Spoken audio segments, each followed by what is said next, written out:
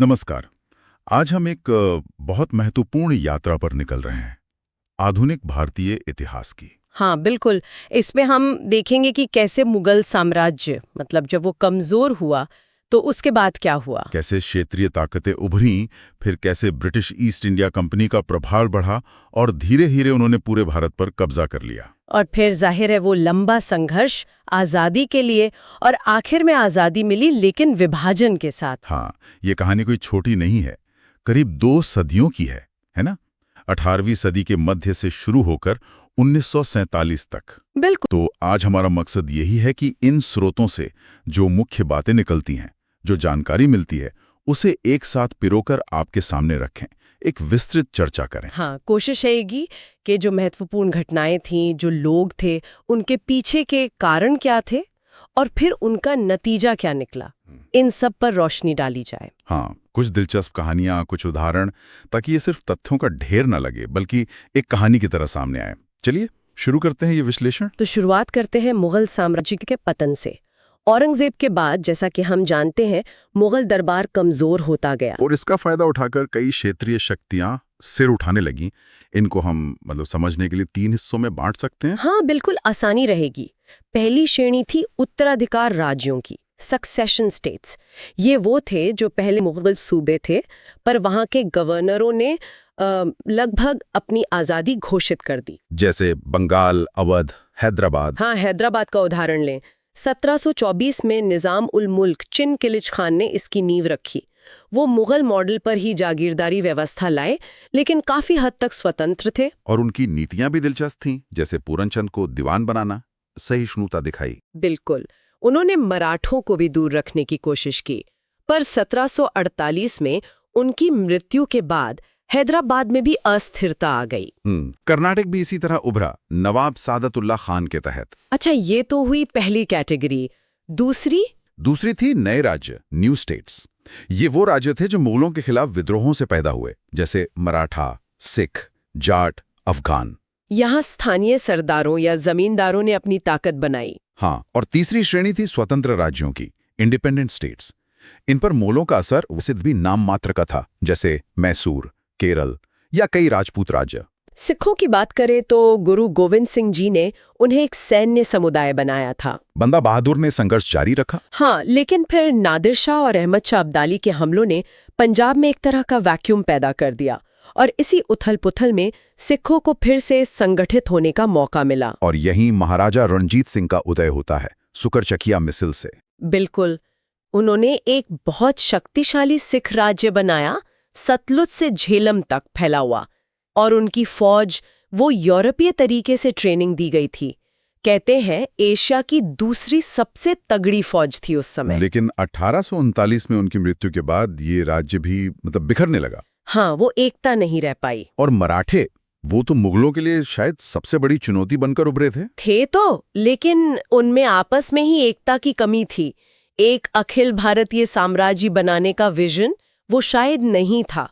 शाहू महाराज जब 1707 में मुगलों के कैद से रिहा हुए तो मराठों में ही गृह युद्ध छिड़ गया, शाहू और ताराबाई के बीच। और इसी दौर में पेशवा शक्तिशाली हुए। हाँ, बालाजी विश्वनाथ के समय से पेशवाओं का दबदबा बढ़ता गया। ठीक है, तो ये तो हुई क्षेत्रीय शक्तियों की बात। अब आते हैं भारत में यूरोपीय ताकतों, खासकर अंग्रेजों और फ्रांसीसियों के बीच की खींचतान पर। कर्नाटक युद्ध। हाँ, ये बहुत महत्वपूर्ण है। पहला कर्नाटक युद्ध 1740-48 असल में यूरोप में जो ऑस्ट्रिया के उत्तराधिकार का युद्ध चल रहा था, उसी का एक हिस्सा था।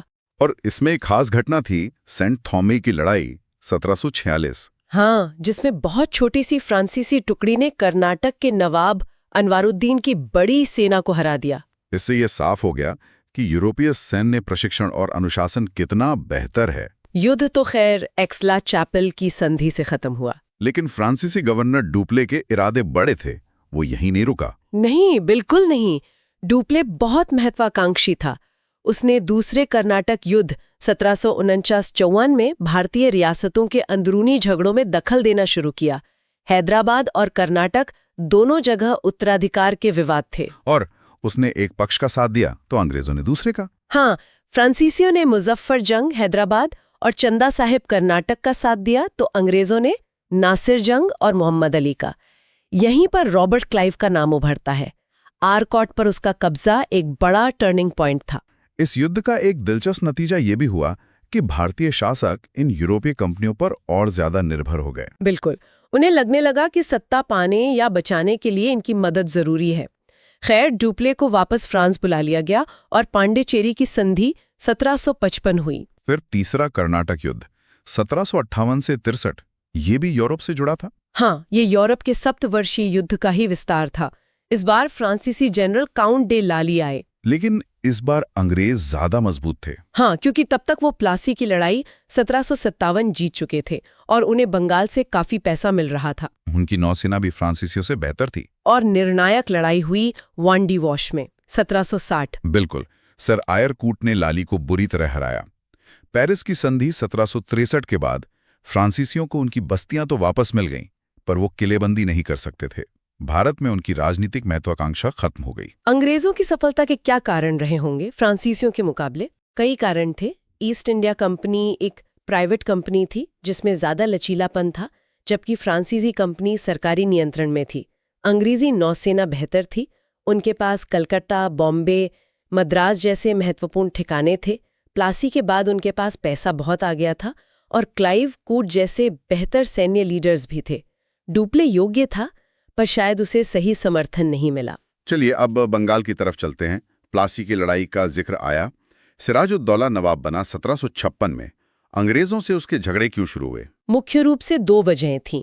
एक तो अंग्रेज दस्तक का दुरुपयोग कर रहे थे। दस्तक मतलब व्यापार का परमिट, जो कंपनी को मुगलों से मिला था, लेकिन कंपनी के कर्मचारी उसे अपने निजी व्यापार के लिए इस्तेमाल करके टैक्स बचा रहे थे, जिससे नवाब को नुकसान हो रहा था। और दूसरी वजह? दूसरी थी कलकत्ता में फोर्ट विलियम की किलेबंदी, जो वो बिना नवाब की इजाजत के कर रहे थे। सिराज ने रोका, पर वो माने नहीं, तो सिराज ने जून 1756 में फोर्ट विलियम पर हमला करके कब्जा कर लिया। यही वो ब्लैक होल ट्रेजेडी की कथित घटना हुई थी। हाँ, जिसकी प्रामाणिकता पर सवाल उठते हैं। खैर, अंग्रेज भागकर फुल्टा द्वीप चले गए। फिर मद्रास से क्लाइव और वॉटसन सेना लेकर आए। उन्होंने जनवरी 1757 में कलकत्ता वापस ले लिया। और फिर हुई अलीनगर की संधि, फरवरी 1757। हाँ, जिसमें नवाब ने अंग्रेजों की लगभग सारी मांगें मान लीं। लेकिन क्लाइव संतुष्ट नहीं था। उसने साजिश रचना शुरू किया। सिराज के खिलाफ मीर जाफर, जो नवाब का सेनापति था, और जगत सेठ जैसे अमीर बैंकरों के साथ मिलकर। बिल्कुल, और इसी साजिश का नतीजा था प्लासी का युद्ध, जून 1757। ये असल में कोई बड़ी लड़ाई थी ही नहीं। ज्यादातर सेना जो मीर जाफर के अधीन थी वो लड़ी ही नहीं। सिराज हार गया और मारा गया। और मीर जाफर को नवाब बना दिया गया, अंग्रेजों की कठपुतली। हाँ, कंपनी को बहुत सारा पैसा मिला, 24 परगना की जमींदारी मिली। यहीं से बंगाल की खुली लूट शुरू हुई। अंग्रेज अब किंग मेकर बन गए थे। लेकिन मीर जाफर भी अंग्रेजों की मांगों को पूरा नहीं कर पाया, तो उसे हटाकर उसके दामाद मीर कासिम को नवाब बनाया गया। मीर कासिम थोड़ा योग्य और स्वतंत्र सोच वाला था। उसने अपनी राजधानी मुर्शिदाबाद से मुंगेर बदली, टैक्स व्यवस्था में सुधार की कोशिश की। अंग्रेजों के दस्तक के दुरुपयोग को रोकने के लिए उसने सभी व्यापारियों के लिए आंतरिक शुल्क हटा दिए। इससे अंग्रेज नाराज हो गए। हाँ, क्योंकि इससे उनका फायदा खत्म हो रहा था। नतीजा हुआ बक्सर का युद्ध 1764। इसमें एक तरफ मीर कासिम, अवध का नवाब शुजा-उद-दौला और नाम मात्र का मुगल बादशाह शाह आलम द्वितीय थे। दूसरी तरफ कंपनी की सेना, जिसका नेतृत्व हेक्टर मुनरो कर रहा था। और बक्सर की लड़ाई प्लासी के विपरीत एक असली और निर्णायक सैन्य जीत थी। इसमें अंग्रेजों की सैन्य श्रेष्ठता साफ जाहिर हुई। इसका परिणाम क्या हुआ? इलाहाबाद की संधि 1765। हाँ, दो संधियां हुई, एक मुगल बादशाह के साथ, दूसरी अवध के नवाब के साथ। बादशाह शाह आलम द्वितीय से कंपनी को बंगाल, बिहार और उड़ीसा की दीवानी मिल गई, मतलब टैक्स वसूलने का अधिकार। बादशाह अब कंपनी का पेंशनर बन गया। अवध का नवाब कंपनी का आश्रित सहयोगी बन गया। तो बक्सर ने, कह सकते हैं, पूर्वी भारत में ब्रिटिश प्रभुत्व की नींव रख दी। निश्चित रूप से। इसके बाद क्लाइव ने बंगाल में द्वैध शासन लागू किया। इसमें निजामत यानी प्रशासन और कानून व्यवस्था की जिम्मेदारी नवाब के पास रही, जिसके पास न पैसा था न ताकत, और दीवानी यानी टैक्स वसूलने का अधिकार और असली ताकत कंपनी के पास। ये व्यवस्था बहुत ही शोषणकारी साबित हुई और बंगाल को इसने कंगाल कर दिया। बंगाल पर कब्जे के बाद अंग्रेजों ने अपना ध्यान दूसरी शक्तियों पर लगाया। दक्षिण में मैसूर एक बड़ी चुनौती थी, हैदर अली के नेतृत्व में। हाँ, हैदर अली ने खुद को काफी मजबूत कर लिया था।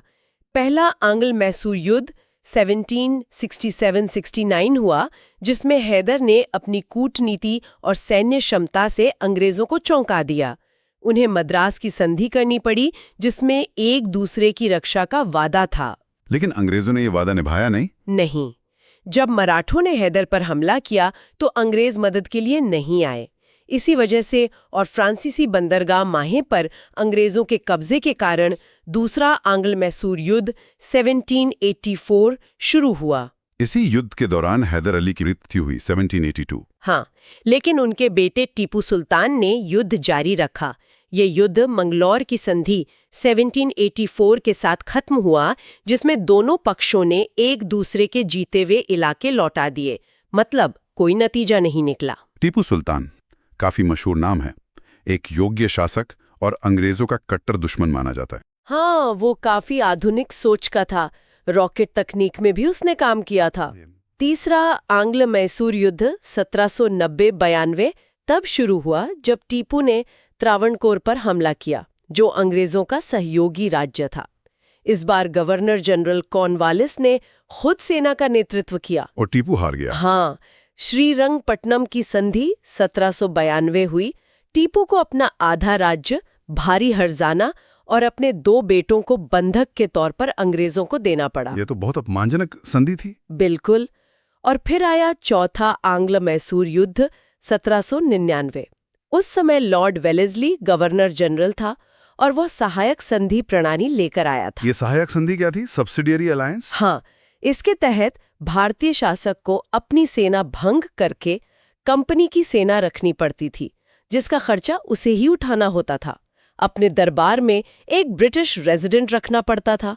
वो किसी और यूरोपीय शक्ति से संबंध नहीं रख सकता था। बदले में कंपनी उसकी बाहरी हमलों से रक्षा का वादा करती थी। असल में ये राज्य की स्वतंत्रता खत्म करने का एक तरीका था। और टीपू ने इसे मानने से इनकार कर दिया। हाँ, नतीजा युद्ध। अंग्रेजों ने निजाम और मराठों को भी साथ मिला लिया। श्रीरंगपट्टनम की घेराबंदी हुई और टीपू लड़ते हुए मारा गया। मैसूर का राज्य फिर से पुराने वोडियार वंश को सौंप दिया गया, लेकिन सहायक संधि के तहत। यहाँ एक बात साफ दिखती है कि भारतीय शक्तियों की आपसी फूट में अंग्रेजों की बहुत मदद की। निश्चित रूप से ये उनकी सफलता का एक बड़ा कारण था। मैसूर के बाद मराठों की बारी। पानीपत की तीसरी लड़ाई 1761 में उन्हें बड़ा झटका लगा था। हाँ, पर वो फिर से उभरे थे। महादाजी सिंधिया और नाना फडणवीस जैसे योग्य नेता थे। पहला आंग्ल मराठा युद्ध 1775-82 हुआ, जो पेशवा पद के लिए चल रहे झगड़े में अंग्रेजों के दखल से शुरू हुआ। इस युद्ध का नतीजा क्या रहा? ये युद्ध लगभग बराबरी पर छूटा। वडगांव में अंग्रेजों की हार भी हुई। अंत में सालबाई की संधि 1782 हुई, जिससे लगभग 20 साल तक शांति बनी रही। लेकिन मराठा सरदारों सिंधिया, होलकर, भोंसले, गायकवाड़, पेशवा, इनमें आपस में ही बहुत खींचतान थी। हाँ, और इसी का फायदा वेलेस्ली ने उठाया। दूसरा आंग्ल मराठा युद्ध 1803-1805 तब शुरू हुआ जब डरे हुए पेशवा बाजीराव द्वितीय ने अंग्रेजों से बेसिन की सहायक संधि कर ली। इससे बाकी सरदार नाराज हुए होंगे। बिल्कुल, लेकिन अंग्रेजों ने अपनी फूट डालो और राज करो की नीति से सिंधिया, भोंसले और होलकर को अलग अलग लड़ाइयों में हरा दिया। मराठों को बहुत सारे इलाके देने पड़े और सहायक संधियां माननी पड़ी। और तीसरा युद्ध? तीसरा आंग्ल मराठा युद्ध 1817-18 पिंडारियों के दमन के बहाने शुरू हुआ। पेशवा ने आखिरी कोशिश की मराठा सरदारों को एकजुट करने की, पर वो असफल रहे। पेशवा, भोंसले, होलकर सब हार गए। पेशवा का पद ही समाप्त कर दिया गया। उन्हें पेंशन देकर बिठूर भेज दिया गया। मराठा शक्ति पूरी तरह नष्ट हो गई। तो मराठों के पतन का मुख्य कारण उनकी अंदरूनी फूट ही रही। हाँ, वो कभी एक होकर अंग्रेजों का मुकाबला नहीं कर पाए। फिर सिंध 1843 और पंजाब 1849 का विलय हुआ। सिंध के विलय के पीछे क्या कारण थे? रणनीतिक कारण थे। रूस का डर जो मध्य एशिया में बढ़ रहा था, और व्यापारिक हित भी थे। सिंधु नदी के जरिए व्यापार की संभावनाएं। अंग्रेजों ने सिंध के अमीरों के साथ कई संधियां की और फिर वादे तोड़कर लॉर्ड एलन बरो ने सिंध पर कब्जा कर लिया। इसे काफी अनैतिक माना जाता है। और पंजाब, रंजीत सिंह के बाद वहां अस्थिरता आ गई थी। हाँ, उनकी मृत्यु के बाद दरबार में साजिशें और लड़ाइयां होने लगीं। पहला अंग्ल सिख युद्ध 1845-46 हुआ। सिख फौज बहुत बहादुरी से लड़ी, पर अपने ही कुछ नेताओं की गद्दारी की वजह से हार गई। लाहौर की संधि हुई, जिसमें सिखों को इलाके देने पड़े, हर्जाना देना पड़ा, सेना सीमित करनी पड़ी और लाहौर में एक ब्रिटिश रेजिडेंट बैठ गया। लेकिन ये स्थिति भी ज्यादा दिन नहीं चली। नहीं, लॉर्ड डलहौजी गवर्नर जनरल बनकर आया, जो विलय करने के लिए आतुर था। मुल्तान में विद्रोह हुआ, जिसे बहाना बनाकर दूसरा आंग्ल सिख युद्ध 1848-49 छेड़ दिया गया। गुजरात की निर्णायक लड़ाई में सिख हारे और 1849 में पंजाब का ब्रिटिश भारत में विलय कर लिया गया। तो इस तरह लगभग 100 सालों में प्लासी 1757 से लेकर पंजाब के विलय 1849 तक अंग्रेजों ने लगभग पूरे भारत पर अपना नियंत्रण स्थापित कर लिया। हाँ, एक व्यापारिक कंपनी से वो भारत की सबसे बड़ी राजनीतिक शक्ति बन गए। इतने बड़े साम्राज्य को चलाने के लिए उन्होंने प्रशासनिक, न्यायिक और सामाजिक क्षेत्रों में भी बदलाव किए होंगे। हाँ, बिल्कुल। शुरुआत वॉरेन हेस्टिंग्स से हुई, जो बंगाल का पहला गवर्नर जनरल बना रेगुलेटिंग एक्ट 1773 के तहत। उसने द्वैध शासन खत्म किया, राजस्व वसूली को व्यवस्थित करने की कोशिश की, हालांकि उसके प्रयोग असफल रहे, और न्यायिक सुधार किए। हर जिले में दीवानी, सिविल और फौजदारी क्रिमिनल अदालतें स्थापित की। कलकत्ता में सदर दीवानी अदालत और सदर निजामत अदालत बनी। फिर लॉर्ड कॉर्नवालिस 1786 से 93 आए। उनके सुधार ज्यादा स्थायी माने जाते हैं। हाँ, कॉर्नवालिस ने 1793 में अपना प्रसिद्ध कॉर्नवालिस कोड लागू किया। इसमें शक्तियों के पृथक्करण का सिद्धांत था। कलेक्टर से न्यायिक शक्तियां ले ली गईं और जिला जज का पद बनाया गया। कानून के शासन को स्थापित करने की कोशिश की गई। उसने पुलिस व्यवस्था को भी सुधारा और सबसे महत्वपूर्ण, बंगाल में स्थायी बंदोबस्त यानी परमानेंट सेटलमेंट लागू किया। ये स्थायी बंदोबस्त क्या था? इसके तहत जमींदारों को भूमि का स्वामी मान लिया गया और उन्हें एक निश्चित रकम लगान के तौर पर सरकार को देनी होती थी। सरकार ने अपनी आय तो निश्चित कर ली, पर किसानों पर इसका बहुत बुरा असर पड़ा, क्योंकि जमींदार उनसे मनमाना लगान वसूलते थे। फिर लॉर्ड वेलेस्ली 1798-1805 और उसकी सहायक संधि प्रणाली आई, जिसके बाद हम कर चुके हैं। हाँ, उसके बाद एक महत्वपूर्ण गवर्नर जनरल थे लॉर्ड विलियम बेंटिक 1828 से 35। उन्हें सुधारों के लिए जाना जाता है। सामाजिक सुधार, जैसे सती प्रथा का उन्मूलन। हाँ, 1829 में राजा राम मोहन रॉय जैसे भारतीय सुधारकों के जबरदस्त प्रयासों के बाद बेंटिक ने सती प्रथा को अवैध घोषित कर दिया। उसने कर्नल स्लीमन की मदद से ठगी प्रथा का भी दमन किया, वित्तीय सुधार भी किए और शिक्षा के क्षेत्र में उसी के समय मकाले का प्रसिद्ध स्मरण पत्र मकॉलेज मिनट 1835 आया, जिसने भारत में अंग्रेजी शिक्षा की नींव रखी। न्यायिक क्षेत्र में भी उसने कुछ बदलाव किया। हाँ, उसने सर्किट कोर्ट्स खत्म किए, कमिश्नर नियुक्त किए, निचली अदालतों में फारसी की जगह स्थानीय भाषाएं और ऊंची अदालतों में अंग्रेजी का प्रयोग शुरू किया। और फिर आए लॉर्ड डलहौजी 1848-56, विलय की नीति के लिए कुख्यात। उनका व्यवगत का सिद्धांत डॉक्ट्राइन ऑफ लैप्स क्या था? इस सिद्धांत के अनुसार अगर कोई भारतीय शासक जो कंपनी के अधीन है या जिसे कंपनी ने बनाया है, बिना किसी प्राकृतिक पुरुष वारिस के मर जाता है, तो उसका राज्य कंपनी के साम्राज्य में मिला लिया जाएगा। गोद लेने के अधिकार को मान्यता नहीं दी जाएगी बिना कंपनी की पूर्व अनुमति के। और इस नीति के तहत कई राज्यों का विलय किया गया। हाँ, सतारा, जैतपुर, संबलपुर, बघाट, उदयपुर, झांसी, नागपुर, इन सबको इसी आधार पर हड़प लिया गया। डलहौजी ने 1856 में अवध का विलय कुशासन मिसगवर्नेंस का आरोप लगाकर किया, जो कि बहुत विवादास्पद था। लेकिन डलहौजी ने कुछ आधुनिक निर्माण कार्य भी करवाए। हाँ, ये भी सच है। भारत में रेलवे की शुरुआत 1853, टेलीग्राफ लाइनें बिछाना, डाक व्यवस्था, पोस्टल स्टैम्प्स, ये सब उसी के समय हुआ। शिक्षा के क्षेत्र में वुड्स डिस्पैच 1854 आया, जिसे भारतीय शिक्षा का मैग्ना कार्टा कहा जाता है। इसने प्राथमिक से लेकर विश्वविद्यालय स्तर तक शिक्षा की एक व्यवस्थित योजना प्रस्तुत की। इसी दौर में कई और सामाजिक कानून भी पास हुए थे, जैसे शिशु वध पर रोक, विधवा पुनर्विवाह अधिनियम 1856, जिसके लिए ईश्वर चंद्र विद्यासागर ने बहुत संघर्ष किया। हाँ, और दास प्रथा का अंत 1843 भी हुआ। ये सुधार भले ही अच्छे इरादे से किए गए हों, पर कई भारतीयों को लगा कि अंग्रेज उनके धर्म और समाज में दखल दे रहे हैं।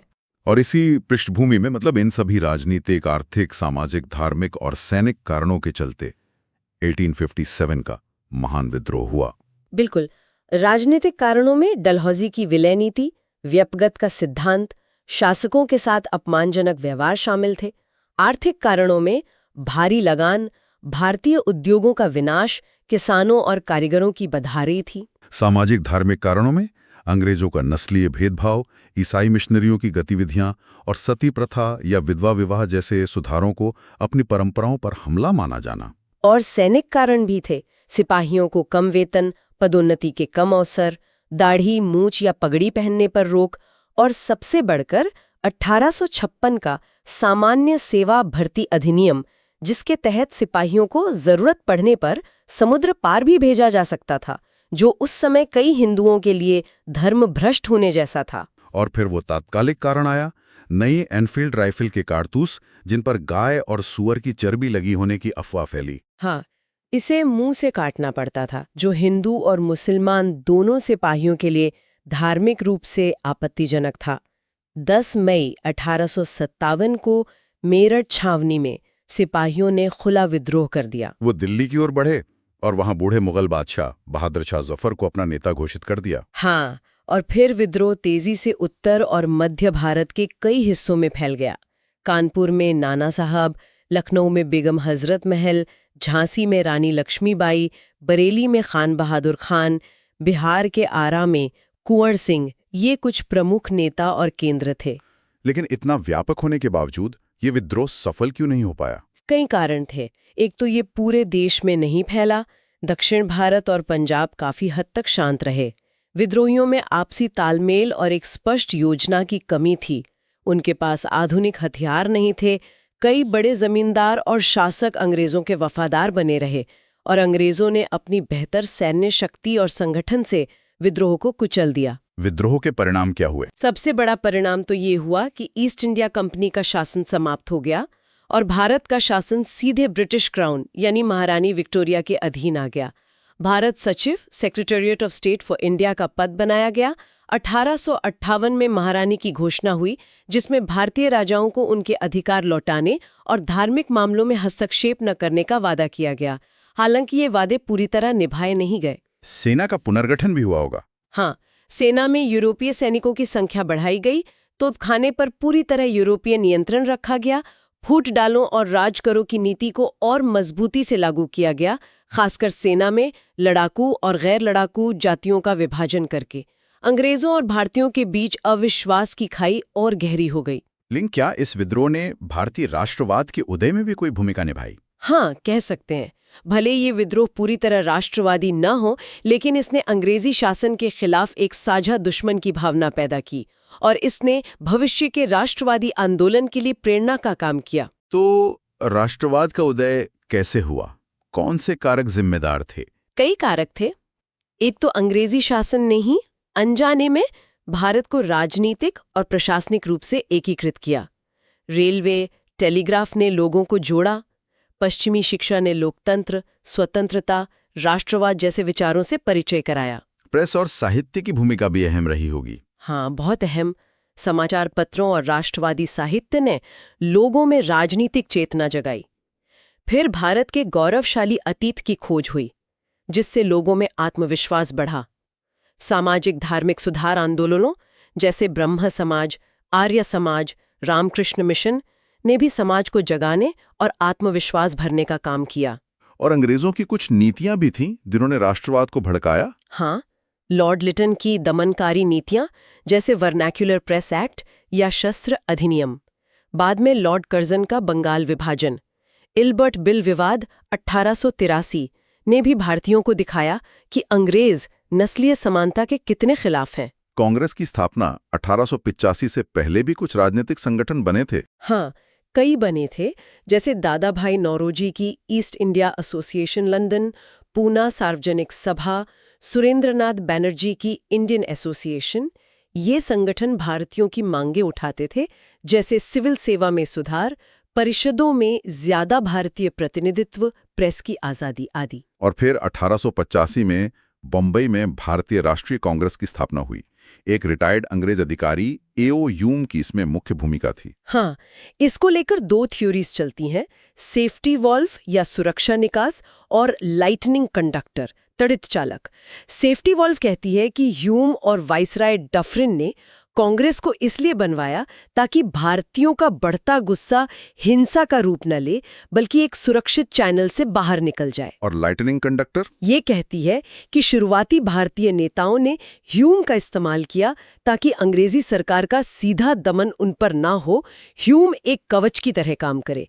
सच्चाई शायद इन दोनों के बीच कहीं हो। कांग्रेस के शुरुआती दौर 1885-1905 को उदारवादी या नरमपंथी युग कहा जाता है। इनकी क्या विशेषताएं थीं? इन्हें जैसे दादाभाई नौरोजी, फिरोज शाह मेहता, गोपाल कृष्ण गोखले, बदरुद्दीन तैयब जी, WC बैनर्जी, ये ब्रिटिश न्यायप्रियता में विश्वास रखते थे। उन्हें लगता था कि अगर भारतीयों की मांगें सही तरीके से अंग्रेजों तक पहुंचाई जाएं, तो वो मान लेंगे। इनके तरीके क्या थे? प्रार्थना पत्र देना, याचिकाएं भेजना, प्रतिनिधिमंडल भेजना, भाषण देना। इसे संवैधानिक आंदोलन या politics of prayer, petition and protest कहा जाता है। और इनकी मांगे क्या थीं? मुख्य मांगे थीं विधान परिषदों का विस्तार और उनमें चुने हुए भारतीयों की संख्या बढ़ाना, सिविल सेवा परीक्षा भारत में भी करवाना और आयु सीमा बढ़ाना, सैनिक खर्च कम करना, नमक कर हटाना।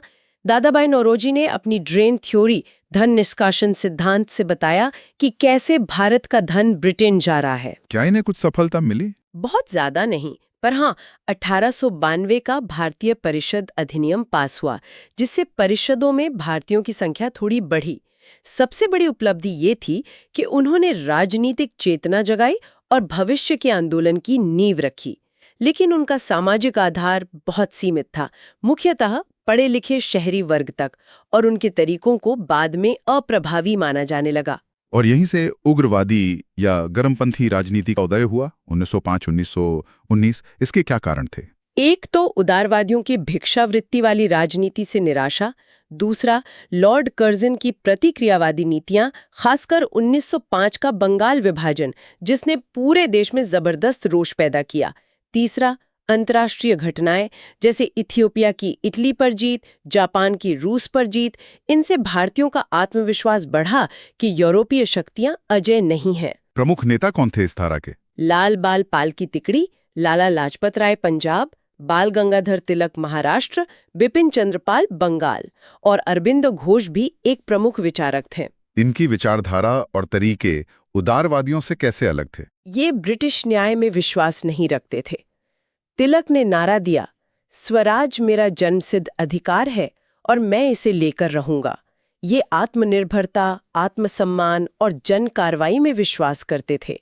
इनके मुख्य हथियार थे बहिष्कार, बॉयकॉट, विदेशी वस्तुओं का, स्वदेशी, अपने देश में बनी चीजों का प्रयोग, राष्ट्रीय शिक्षा और निष्क्रिय प्रतिरोध, पैसिव रेजिस्टेंस। स्वदेशी आंदोलन 1905-8 इसी दौर की देन है, जो बंगाल विभाजन के विरोध में शुरू हुआ था। हाँ बिल्कुल, इसमें विदेशी कपड़ों की होली जलाई गई, विदेशी दुकानों पर धरने दिए गए, स्वदेशी उद्योगों को बढ़ावा दिया गया, राष्ट्रीय स्कूल कॉलेज खोले गए, जैसे बंगाल नेशनल कॉलेज।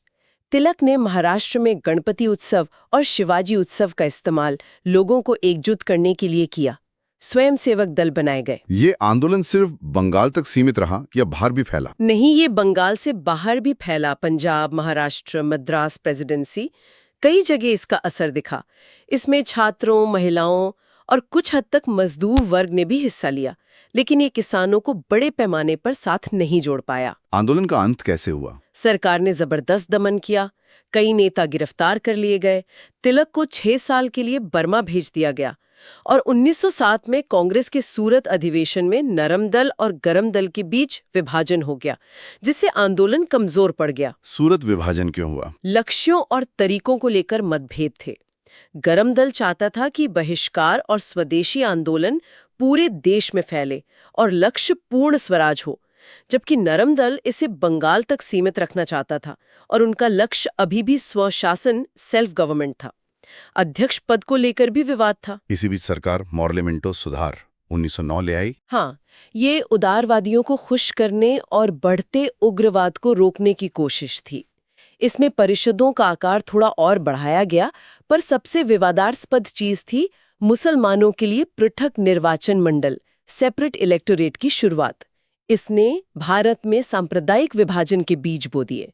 जब मुख्यधारा के आंदोलन मतलब नरम दल और गरम दल के तरीके एक तरह से नाकाम हो रहे थे, तब क्रांतिकारी राष्ट्रवाद का भी पहला चरण देखने को मिलता है। हाँ, ये वो युवा थे जिन्हें संवैधानिक तरीकों या बहिष्कार स्वदेशी से तुरंत परिणाम नहीं दिख रहा था और वो मानते थे कि सशस्त्र संघर्ष से ही आजादी मिलेगी। बंगाल में अनुशीलन समिति, युगांतर जैसी गुप्त समितियां बनी। महाराष्ट्र, पंजाब में भी ऐसी गतिविधियां हुई। विदेशों में भी क्रांतिकारी सक्रिय थे। हाँ, लंदन में श्यामजी कृष्ण वर्मा ने इंडिया हाउस स्थापित किया, जहां वीडी सावरकर, मदनलाल ढींगरा जैसे लोग जुड़े।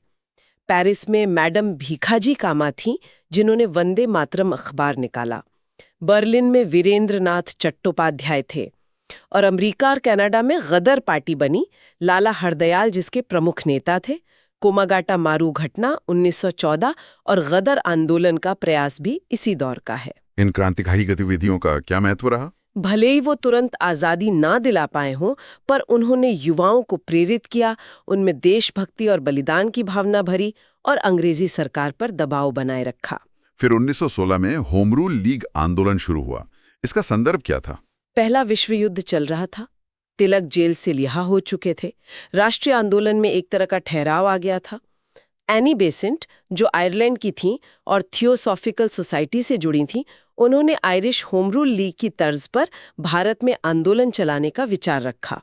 इसमें तिलक और बेसेंट दोनों की अलग-अलग लीग थी? हाँ, तिलक की लीग महाराष्ट्र और कर्नाटक में सक्रिय थी, जबकि बेसेंट की लीग बाकी भारत में। लक्ष्य एक ही था, ब्रिटिश साम्राज्य के भीतर स्वशासन यानी होम रूल प्राप्त करना। तरीके क्या थे? जनसभाएं करना, भाषण देना, पर्चे बांटना और अपने अखबारों के जरिए प्रचार करना। तिलक के अखबार थे महाराता अंग्रेजी और केसरी मराठी। बेसेंट के थे न्यू इंडिया और कॉमनवेल्थ, दोनों अंग्रेजी। इसी दौरान 1916 में लखनऊ में कांग्रेस का अधिवेशन हुआ, जो काफी महत्वपूर्ण माना जाता है। हाँ, दो बड़ी बातें हुई। एक, कांग्रेस और मुस्लिम लीग के बीच समझौता हुआ, लखनऊ पैक्ट, जिसमें कांग्रेस ने लीग की पृथक निर्वाचन मंडल की मांग मान ली ताकि मिलकर सरकार पर दबाव बनाया जा सके। दूसरा, नरम दल और गरम दल, जो सूरत में अलग हो गए थे, वो फिर से एक हो गए। होम रूल आंदोलन का क्या हुआ? ये काफी लोकप्रिय हुआ। इसने आंदोलन को फिर से जीवित किया, लेकिन सरकार ने दमन किया। बेसेंट को नजरबंद कर दिया गया, हालांकि बाद में छोड़ दिया गया। तिलक एक मुकदमे के सिलसिले में विदेश चले गए और 1917 में मॉन्टेगू घोषणा हुई, जिसमें भारत में धीरे धीरे उत्तरदायी सरकार स्थापित करने की बात कही गई।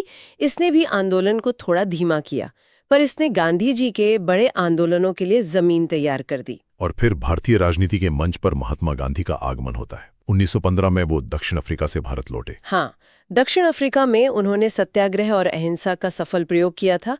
भारत आकर उन्होंने पहले साल देश का भ्रमण किया, स्थिति को समझा, फिर उन्होंने अपने तरीकों का प्रयोग छोटे स्तर पर शुरू किया। चंपारण 1917, अहमदाबाद मिल हड़ताल 1918 और खेड़ा सत्याग्रह 1918। हाँ, चंपारण में नील किसानों के लिए, अहमदाबाद में मिल मजदूरों के लिए, जहां उन्होंने पहली बार भूख हड़ताल का प्रयोग किया, और खेड़ा में फसल बर्बाद होने पर लगान माफी के लिए।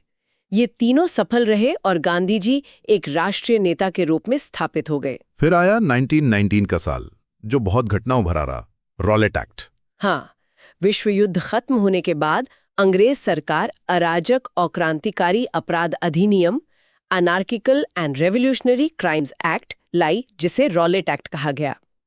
इसके तहत सरकार किसी भी भारतीय को सिर्फ शक के आधार पर बिना वारंट गिरफ्तार कर सकती थी और बिना मुकदमा चलाए 2 साल तक नजरबंद रख सकती थी। इसे बिना अपील, बिना दलील, बिना वकील का कानून कहा गया। गांधी जी ने इसके खिलाफ सत्याग्रह का आह्वान किया। हाँ, रॉलेट सत्याग्रह।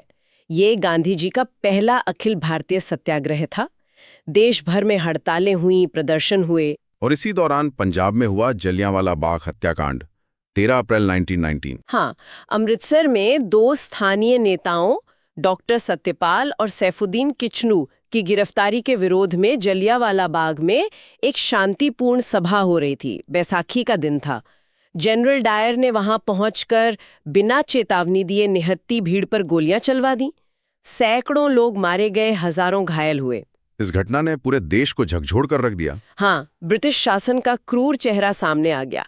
रविंद्रनाथ टैगोर ने अपनी नाइटहुड की उपाधि लौटा दी। सरकार ने लीपापोती के लिए हंटर कमेटी बनाई, जिसने डायर को बस नौकरी से हटाया। इसी पृष्ठभूमि में गांधी जी ने खिलाफत और असहयोग आंदोलन 1920-22 शुरू किया। खिलाफत का मुद्दा क्या था? पहले विश्व युद्ध में तुर्की हार गया था और अंग्रेज उसके खलीफा, जो पूरी दुनिया के मुसलमानों के आध्यात्मिक नेता माने जाते थे, के साथ अपमानजनक व्यवहार कर रहे थे। इससे भारत के मुसलमान बहुत नाराज थे। अली बंधुओं शौकत अली, मोहम्मद अली के नेतृत्व में खिलाफत आंदोलन चल रहा था। गांधी जी ने इसे असहयोग आंदोलन से कैसे जोड़ा? गांधी जी ने इसे हिंदू मुस्लिम एकता का सुनहरा मौका माना। उन्होंने खिलाफत के सवाल को पंजाब के अन्याय, जलियांवाला बाग और स्वराज के लक्ष्य के साथ जोड़कर एक बड़ा असहयोग आंदोलन शुरू करने का फैसला किया। आंदोलन के तरीके क्या थे? सरकारी उपाधियां लौटाना, विधान परिषदों, अदालतों, सरकारी स्कूलों कॉलेजों का बहिष्कार करना, विदेशी कपड़ों का बहिष्कार और होली जलाना। साथ ही स्वदेशी अपनाना, खासकर खादी पहनना, चरखा चलाना, राष्ट्रीय शिक्षण संस्थाएं स्थापित करना और हिंदू मुस्लिम एकता बनाए रखना। आंदोलन कितना सफल रहा? ये अभूतपूर्व रूप से सफल रहा। पहली बार लाखों आम भारतीय शहरों और गांवों से आंदोलन में शामिल हुए। विद्यार्थी, महिलाएं, किसान, मजदूर सब ने हिस्सा लिया। हिंदू मुस्लिम एकता अपने चरम पर थी। ब्रिटिश सरकार हिल गई। लेकिन फिर इसे वापस क्यों ले लिया गया? चौरी चौरा घटना। हाँ, फरवरी 1922 में गोरखपुर के पास चौरी चौरा नाम की जगह पर गुस्साई भीड़ ने एक पुलिस थाने में आग लगा दी, जिसमें 22 पुलिसकर्मी मारे गए। गांधी जी अहिंसा के सिद्धांत को लेकर बहुत दृढ़ थे। उन्हें लगा कि लोग अभी अहिंसक आंदोलन के लिए तैयार नहीं हैं, इसलिए उन्होंने आंदोलन वापस ले लिया। इस फैसले की आलोचना भी हुई। हाँ, कई नेता जैसे मोतीलाल नेहरू, सीआर दास, सुभाष चंद्र बोस इससे सहमत नहीं थे। आंदोलन वापसी के बाद कांग्रेस में फिर से मतभेद उभर आए। हाँ, सीआर दास और मोतीलाल नेहरू जैसे नेता चाहते थे कि कांग्रेस चुनाव लड़कर विधान परिषदों में जाए और वहां सरकार के काम में बाधा डाले। इन्हें स्वराजवादी या परिवर्तन समर्थक प्रो चेंजर्स कहा गया।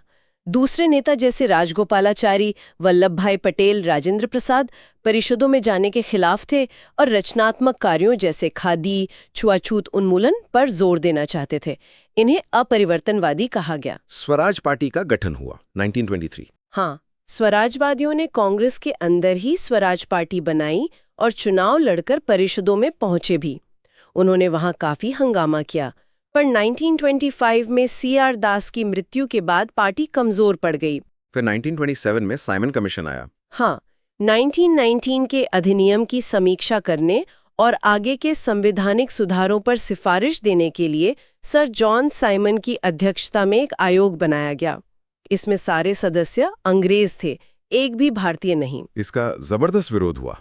साइमन गो बैक के नारे लगे। बिल्कुल, जहां जहां कमीशन गया वहां काले झंडों से उसका स्वागत हुआ। लाहौर में ऐसे ही एक प्रदर्शन का नेतृत्व करते हुए लाला लाजपत राय पर पुलिस ने लाठीचार्ज किया, जिससे लगी चोटों के कारण बाद में उनकी मृत्यु हो गई। इसी के जवाब में नेहरू रिपोर्ट 1928 आई। हाँ, अंग्रेजों ने चुनौती दी थी कि अगर भारतीय एकजुट होकर अपना संविधान बना सकते हैं तो बनाए। इसी के जवाब में मोतीलाल नेहरू की अध्यक्षता में एक सर्वदलीय समिति ने एक मसौदा संविधान तैयार किया, जिसे नेहरू रिपोर्ट कहते हैं। इसमें भारत के लिए डोमिनियन स्टेटस यानी अधिराज्य का दर्जा की मांग की गई थी। पृथक निर्वाचन मंडल को अस्वीकार किया गया था। लेकिन इस रिपोर्ट पर भी सहमति नहीं बन पाई। हाँ, मुस्लिम लीग ने मोहम्मद अली जिन्ना के नेतृत्व में इसे अस्वीकार कर दिया और अपने 14 सूत्र पेश किए। कांग्रेस के अंदर भी युवा नेता जैसे जवाहरलाल नेहरू और सुभाष बोस डोमिनियन स्टेटस से संतुष्ट नहीं थे। वो पूर्ण स्वराज्य चाहते थे। और फिर कांग्रेस ने पूर्ण स्वराज का लक्ष्य अपनाया। कलकत्ता अधिवेशन 1928 में सरकार को 1 साल का अल्टीमेटम दिया गया। हाँ, कि अगर 1 साल में नेहरू रिपोर्ट लागू नहीं हुई तो कांग्रेस पूर्ण स्वराज के लिए आंदोलन छेड़ेगी। सरकार ने ध्यान नहीं दिया तो दिसंबर 1929 में लाहौर में रावी नदी के तट पर जवाहरलाल नेहरू की अध्यक्षता में कांग्रेस का ऐतिहासिक अधिवेशन हुआ। इसमें पूर्ण स्वराज का प्रस्ताव पास हुआ। बिल्कुल, और तय किया गया कि 26 जनवरी 1930 को पूरे देश में स्वतंत्रता दिवस मनाया जाएगा। गांधी जी को अगला आंदोलन शुरू करने का अधिकार दिया गया।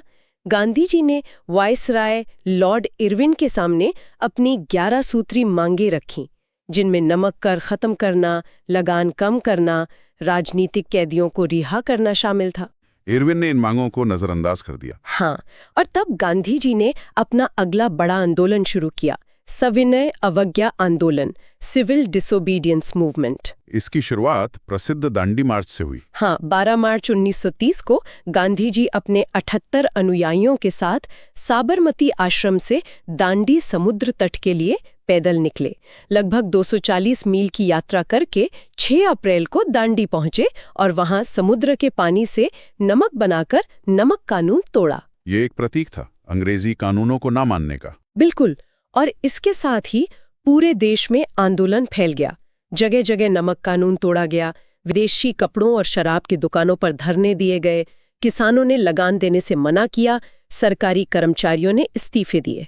इस आंदोलन में महिलाओं की भागीदारी भी जबरदस्त थी। हाँ, सरोजनी नायडू, कमला देवी चट्टोपाध्याय जैसी कई महिलाओं ने बढ़ चढ़कर हिस्सा लिया। पश्चिमोत्तर सीमा प्रांत में खान अब्दुल गफ्फार खान सीमांत गांधी के नेतृत्व में खुदाई खिदमतगारों ने आंदोलन चलाया।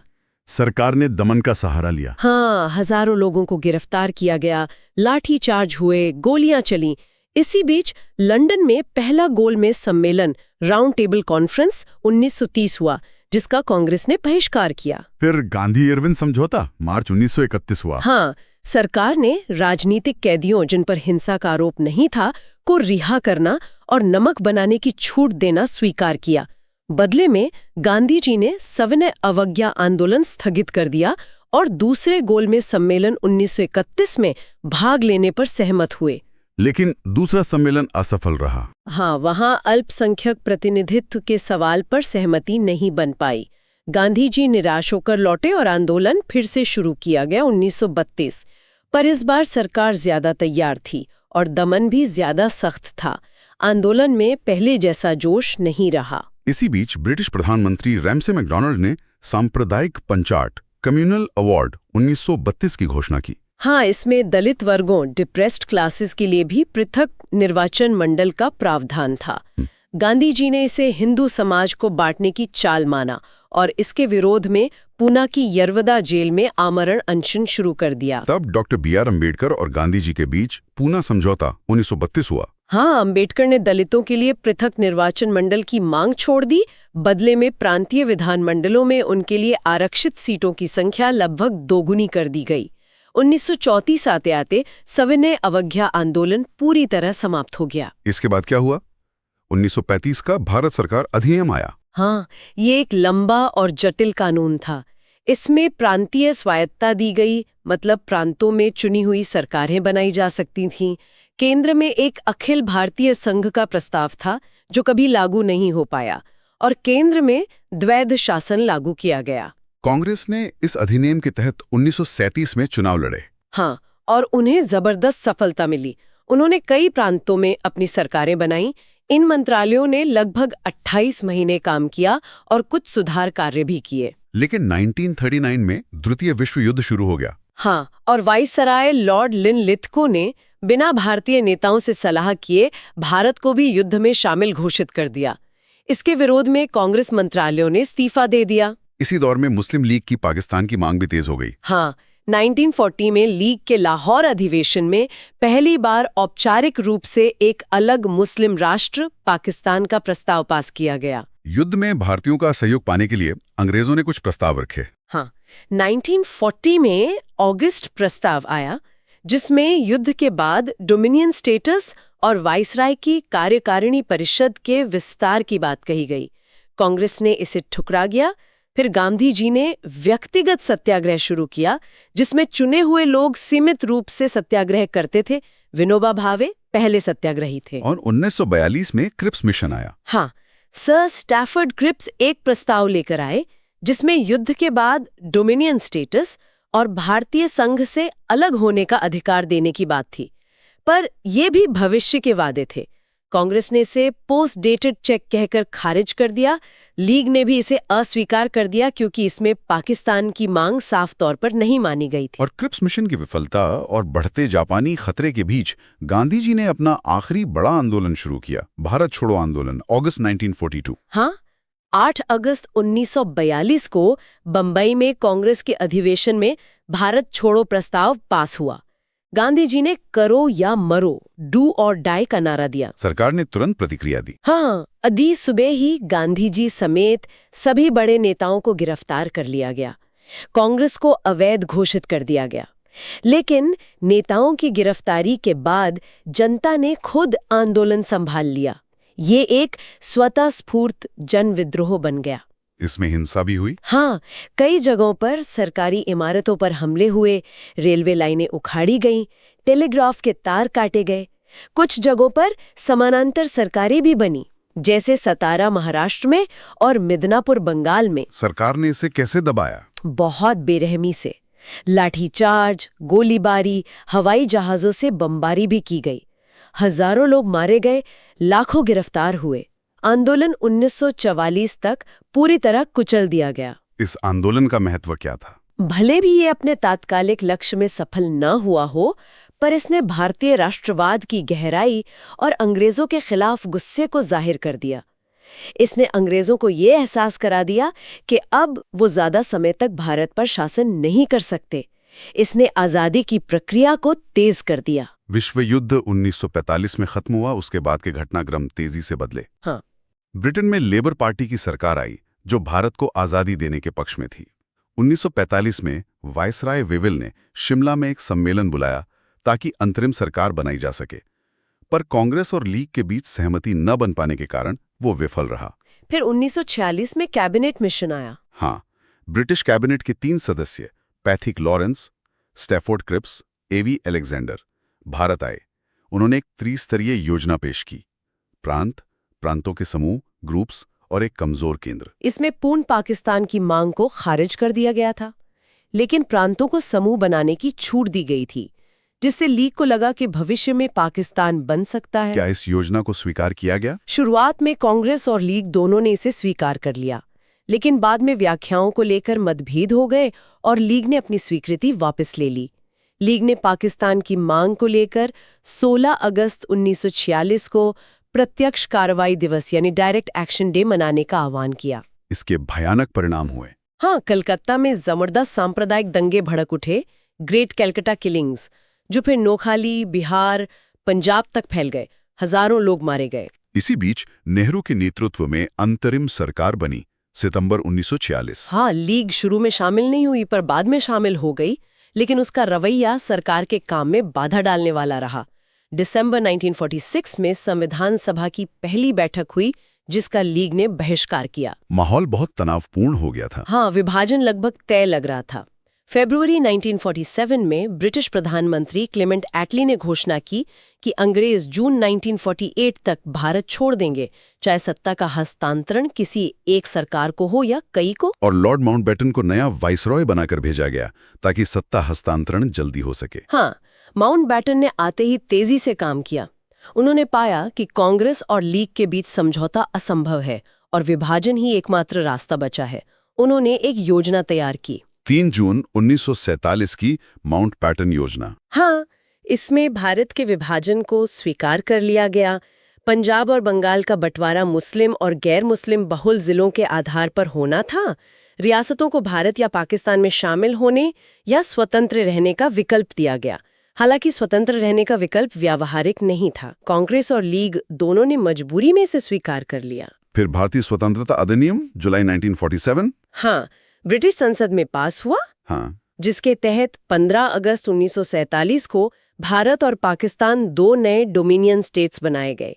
सीमाओं के निर्धारण के लिए सर सिरिल रैडक्लिफ की अध्यक्षता में सीमा आयोग बनाया गया, जिसने बहुत कम समय में और अपर्याप्त जानकारी के आधार पर सीमाएं खींची। और फिर आया 15 अगस्त 1947, आज़ादी का दिन, लेकिन साथ ही विभाजन की त्रासदी भी। हाँ, विभाजन के साथ भयानक सांप्रदायिक हिंसा हुई, लाखों लोग मारे गए, करोड़ों लोगों को अपना घर-बार छोड़कर शरणार्थी बनना पड़ा।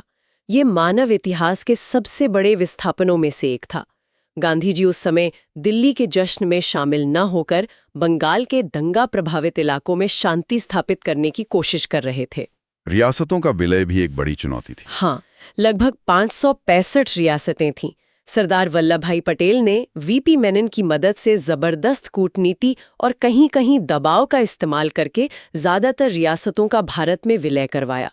जूनागढ़, हैदराबाद और कश्मीर में थोड़ी मुश्किल आई, पर अंततः वो भी भारत का हिस्सा बने। तो आज़ादी मिली, पर एक भारी कीमत पर, एक जटिल विरासत के साथ। बिल्कुल, ये एक ऐसी कहानी है जिसमें गौरव भी है, संघर्ष भी है और दर्द भी। तो ये था मुगल साम्राज्य के पतन से लेकर ब्रिटिश प्रभुत्व, फिर एक लंबे स्वतंत्रता संग्राम और अंततः आज़ादी और विभाजन तक का एक विस्तृत सफर। हमने देखा कि कैसे अलग-अलग दौर में अलग-अलग रणनीतियां अपनाई गईं, उदारवादी, उग्रवादी, क्रांतिकारी, गांधीवादी, और कैसे इन सब ने मिलकर भारत की नियति तय की। हाँ, स्रोतों के आधार पर हमने कोशिश की कि इस पूरी कहानी को एक सूत्र में पिरोया जा सके। जाते जाते एक सवाल शायद श्रोताओं के मन में भी उठेगा और हमारे मन में भी है। हाँ, पूछिए। स्वतंत्रता संग्राम के दौरान जो अलग-अलग धाराएं थीं, अलग-अलग रणनीतियां थीं, क्या उनका होना भारत के लिए फायदेमंद रहा, या इसने कहीं ना कहीं संघर्ष को लंबा किया या कमजोर किया? ये एक बहुत बड़ा सवाल है। शायद इसका कोई सीधा जवाब नहीं है। हर धारा का अपना योगदान था, अपनी सीमाएं थी। शायद इसी विविधता ने ही आंदोलन को इतना व्यापक और मजबूत बनाया कि वो इतने शक्तिशाली साम्राज्य को झुका सका। लेकिन हाँ, आपसी मतभेदों ने कई बार आंदोलन को नुकसान भी पहुंचाया होगा। इस पर सोचना जरूरी है। हमारे साथ इस यात्रा में शामिल होने के लिए धन्यवाद। धन्यवाद। उम्मीद है ये विश्लेषण जानकारीपूर्ण रहा होगा। और अगर आपकी रुचि जगी है तो इन विषयों पर और जानकारी हासिल करने के लिए बहुत सी अच्छी किताबें और स्रोत उपलब्ध हैं, जरूर पढ़ें।